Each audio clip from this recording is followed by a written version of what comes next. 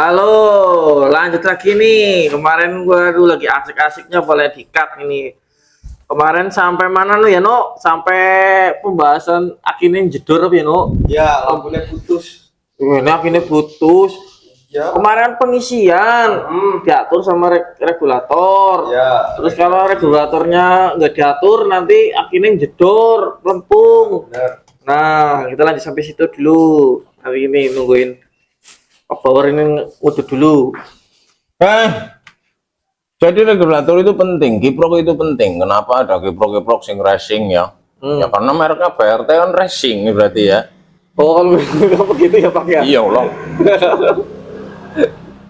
Kiprok yang original itu mahal, ratusan lah, 100 berapa gitu. Kalau yang KW-KWan ya, bawahnya. Tapi yang namanya asli kan bisa dipastikan, jaminan.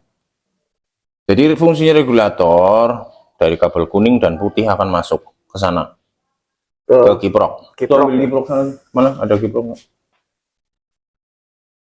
Pastikan kiprokmu sehat untuk menghasilkan arus yang baik. Selain tadi yang saya sudah bahas di konten kemarin. Dari kiprok ya. Sehingga si kiprok itu meregulasi, mengatur, memastikan arus yang dihasilkan itu berapa volt untuk bisa ngisi akinya. Oke Pak, oke, ngerti. Jadi tahu. Contoh seperti motor bebek ini, kalian lihat akinya, biasanya ada kode akinya di situ, 5 ampere, 7 ampere, 10 ampere. Maksudnya apa? Iya Pak, maksudnya apa Pak? Menang ngomong aja gue tok. Ya Pak, maksudnya apa Pak? Iya kok i.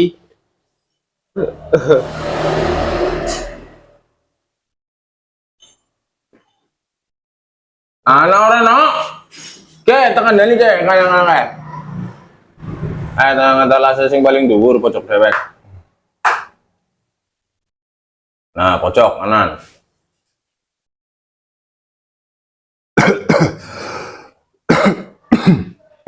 Inilah kiprok regulator, bentuknya macam-macam, setiap motor beda-beda ya. Zaman sekarang kiproknya udah beda-beda lagi, injeksi udah beda lagi, tapi seperti inilah regulator, meregulasi.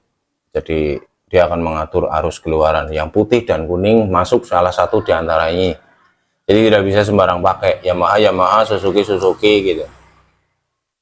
Putih masuk ke sini, diproses, keluar ke merah keluar ke aki, ya, aki keluar ke kontak, setelah kontak baru ke semua, lampu rating, lampu stop, lampu apa. Yang kuning akan masuk ke sini satu, kemudian keluar di cabang. Jadi separuhnya kuning akan membantu pengisian, separuhnya lagi langsung ke lampu.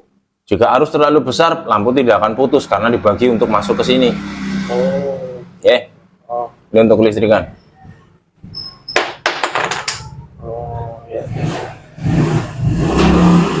Apalagi motor-motor yang punya arus DC yang pengapiannya berasal dari 12 volt.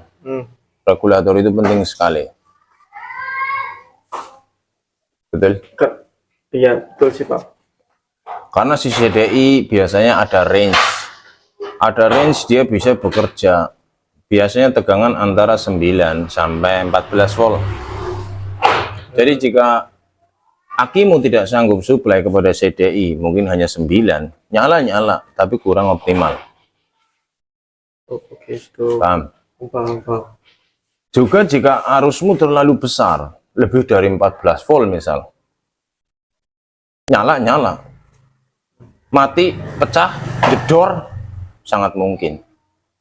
Karena ada komponen dalam CDI yang disebut regulator juga, untuk mengatur arus yang masuk, gitu loh. Lama-lama si kiprok suplainya ini 15 volt, si CDI mampunya 12, maka ada kerja tambah tuh di dalam CDI untuk mengatur jadi 12. Lama-lama kan dia rusak, karena beban berlebih terus.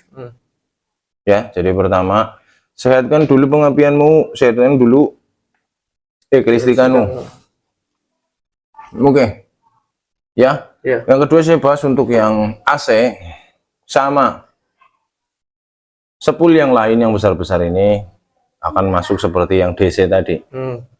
Khusus yang ini, sepul jalan, Ya. dia akan langsung masuk ke CDI. Di dalam CDI-nya akan diolah lagi, diproses lagi untuk langsung menghasilkan arus kepada kuil. Jadi kalau ini lemah, arus yang masuk ke CDI lemah, CDI ngirim ke kuil lemah, si kuil mengalih. Kuil itu kan pengalih tegangan. Yang biasanya arusnya 100 dia kali 10.000 misalnya, lalu dia kali 1.000, dari 100.000. Karena yang masuk ke kuil hanya 50.000, hanya 50 ya kali 100 ya cuma 50.000 gitu loh, ngerti? Oh ya, ngerti Pak. Oh, urutannya gitu. Bingung cari pertanyaan kan? Enggak sih Pak. Apa cepetan ya, kalau nggak bingung itu cepet, bingung itu lama, cakalan disit. Iya benar ya, bingung ya. Ya bingung penyocot gapak. Oh berarti Alah nyimpul nama rata kono Pak. Ih, tahun ini Pak. ampleng sisan. Seandainya nih Pak, pengapian arus yang DC itu kan dibantu dengan aki. Tahu saya pakai Dibantu dengan aki. Jangan suka nyimpulin sendiri. Tadi saya sudah simpulkan. Pertanyaannya gini, tak berubah lagi. Suwe lah sok najis. Cepet ya. Iya bingung kok. Lah ngomong bingung mau gapak. Masalahnya ini penjelasannya detail banget. Jadi paham banget gitu loh Pak. Terus bingung. Kamu ada pertanyaan nggak? Ada Pak. Hmm. Nah, misal kalau itu kan kalau jadi DC kan itu dari gearbox dulu biar nggak lebih dari 12 volt. Nah, kenapa kok di CDI AC itu nggak dikasih regulasi langsung dari sepul? Ada yang ngatur, ada namanya SCR, silikon pelalen. Ada Iya. silikon control rectifier. Pak ngerti SR yang apa? Pak ngerti. Nonton searching Ada di situ pertama kali dia arus yang dari sepul itu ya. Itu kan semakin putaran tinggi semakin gede. Iya. Iya Bang. Ada di sana namanya ada elko-nya untuk membatasi, ada resistornya, ada tristornya, ada SCR-nya, silicon controlled rectifier, ada biasanya kalau CDI AC seperti itu tok. Kecuali CDI AC yang bukan racing, yang mahal, seperti di bawaan motor misal kayak Fish Air, Scorpio 125Z, itu udah pakai IC semua, termasuk CDI Supra. Dia pakai IC program, pengapiannya semua diatur pakai IC. Kalau kamu bisa punya IC programmer, punya slotnya IC itu kamu bisa program sendiri. CDI Supra mungkin kelihatan sepele ya, tapi sebenarnya CDI Supra itu pakai IC. Oh, segitunya power tahunnya ya. Gila ya. Tapi dalam. Kalau nanti saya mau bongkar itu gudogan pengapian itu, saya buktiin kalau CDI Supra itu pakai IC. Asap. Ternyata ya. Oh. Beda maksudnya di sini beda kayak CDRC ya.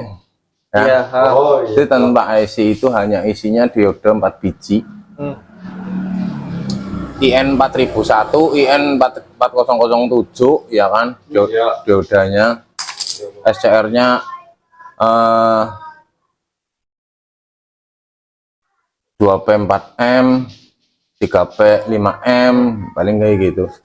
Sebentar Pak, sebelah kananku iya pernah perlu sih kayak janjane pernah Beda lihat di kayak sini? CDI AC yang dibekali oleh BRT misalnya, SR-nya udah BT151 serinya.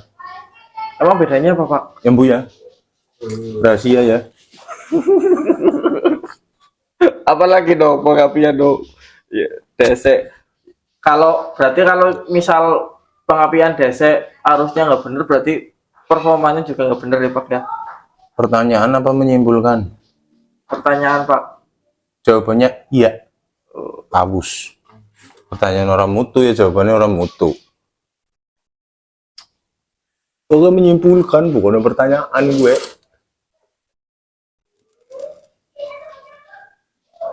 Apalagi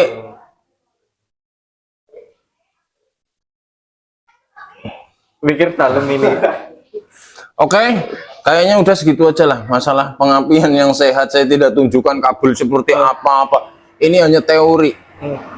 Ya, mungkin nanti ke depan jika ada bahan ya kita buatkan konten. Tapi ini hanya untuk teorinya kayak gitu. Pertanyaan saya untuk yang di rumah, yang sudah nonton. Pertanyaan saya yang sudah di rumah. Yang sudah di rumah. Pertanyaannya bagi yang di rumah.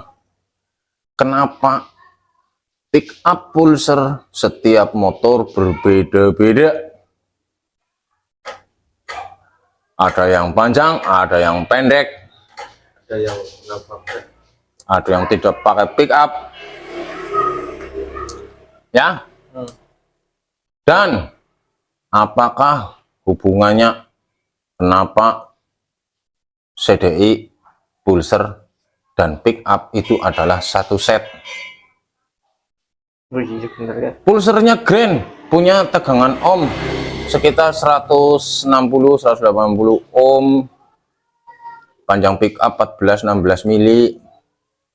Ya, begitu pulser Grand dipasang di pulser Yamaha, kok nggak bisa nyala, berebut apa segala macam. Kenapa itu? Buat PR ya. Oh iya bener, oh iya bener ya Dok. Iya bener kok. Kamu udah ngalamin belum Dok? Nah, Ya oke lah, itu buat PR buat teman-teman kan. Semoga Jadi kalau misalnya CD-nya Yamaha, di pulsernya itu ada kodenya 4NR, apa 3XA, apa 4ST. Itu dipasang berbeda lagi. Di CDI-nya terimanya beda lagi. Kenapa kok seperti itu? Jadi tadi ada regulator untuk mengatur arus api, arus listrik. Ada juga regulator untuk mengatur arus yang keluar dari pulser. Karena pulser juga menghasilkan arus. Seberapa besar arusnya akan mempengaruhi seberapa besar sensitif sensornya. Termasuk juga jarak tonjolan pickup pulser terhadap pulser. Semakin jauh, kenapa kok jadi nggak enak? Semakin dekat kok nggak enak? Harusnya seberapa? Karena itu berhubungan dengan arus. Harusnya berapa? Minta CDI-nya berapa? Itu. Jadi bukan patokan 7 mili, 0,7, 1 mili. Nah, coba dipikir. Buat PR ya.